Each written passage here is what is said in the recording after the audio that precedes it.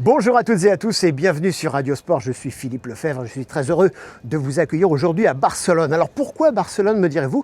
Eh bien parce que la capitale catalane s'apprête à recevoir le grand départ du Tour de France en juillet prochain. Ce sera la troisième fois que l'Espagne accueillera ce grand départ après San Sébastien et Bilbao. Et je peux vous dire qu'en ce moment, à Barcelone, on se prépare, il y a beaucoup de travaux pour recevoir le mieux possible la grande boucle. Et le départ sera donné au pied de la Sagrada Familia, vous savez, cette cathédrale gigantesque, œuvre de l'architecte Anton Gaudi, dont les travaux ont débuté vers 1882 et qui s'achèveront, ces travaux, juste avant le départ du Tour de France. C'est vous dire que ce départ, c'est plus qu'un symbole ici à Barcelone.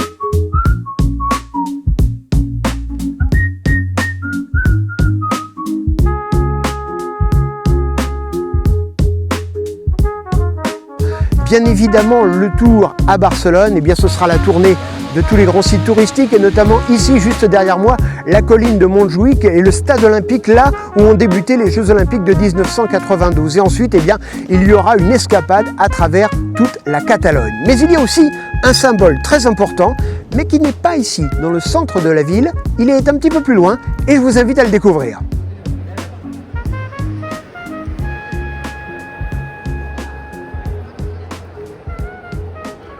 Alors, changement de décor, nous sommes effectivement désormais dans les ateliers de la compagnie aérienne Vueling sur l'aéroport de Barcelone.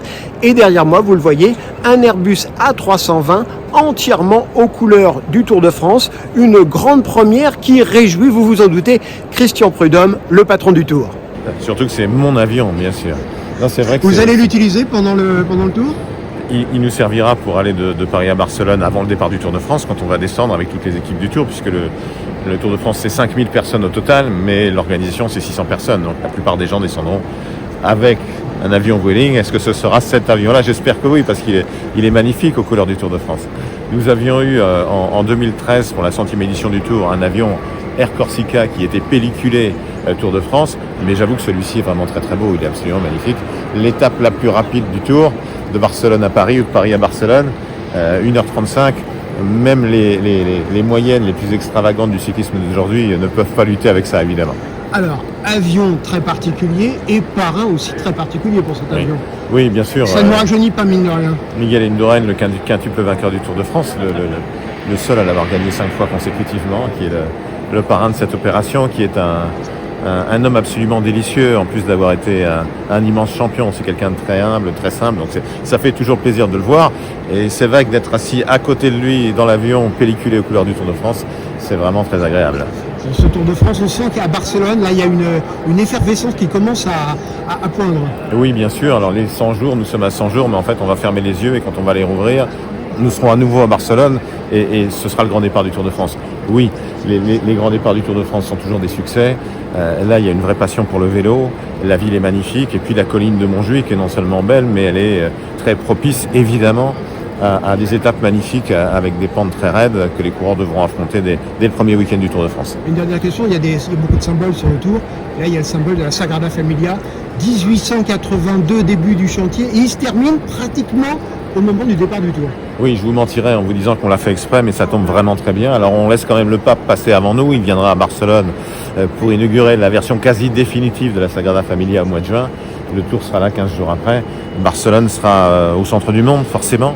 La Sagrada Familia, c'est une construction hallucinante, qui n'en finissait pas et qui va quasiment se terminer là. En tout cas, la tour la plus haute va être finie. Et puis c'est vrai que ce symbole aussi qu'avait voulu Gaudi, que la plus haute tour de la cathédrale ne soit pas aussi haute que la montagne de Montjuïc que devront gravir les champions du Tour. Là aussi, on est dans le symbole, mais c'est quelque chose de beau et de fort. Et cet avion, vous pourrez peut-être l'emprunter dans les jours prochains. En tout cas, dès cet après-midi, il va prendre son envol ici, au départ de l'aéroport de Barcelone.